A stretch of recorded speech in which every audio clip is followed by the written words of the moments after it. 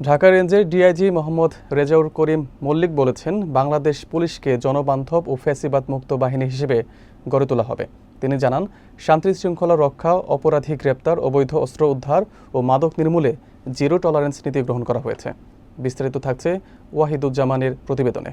সোমবার ফরিদপুরে ভাঙ্গা থানা পরিদর্শনকালে পুলিশ সদস্যদের সাথে মতবিনিময় সভায় প্রধান অতিথির বক্তব্যে তিনি এসব কথা বলেন। তিনি বলেন, ১ জুলাই থেকে ৫ আগস্ট পর্যন্ত যেসব পুলিশ সদস্য শহীদ বা আহত হয়েছেন তাদের পরিবার সম্পর্কে খোঁজখবর নেওয়া হবে।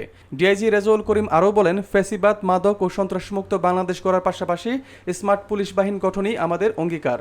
সভায় সভাপতিত্ব করেন ফরিদপুরের police super Abdul Jalil PPM.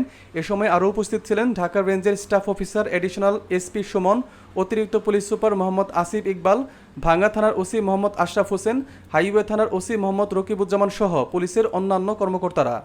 আমি চাই ভাঙ্গা থানা হবে মানুষের আস্থা এবং সেবার জায়গা। প্রতিটি সদস্য মানুষের আস্থা এবং সেবার জন্য আমরা কাজ করে যাব। গতকাল থেকে ঢাকা রেঞ্জে অনলাইন জিডি করা শুরু হয়েছে এবং এই জিডি করার যখনই হবে আপনারা তাৎক্ষণিকভাবে এই ভারপ্রাপ্ত কর্মকর্তা আছে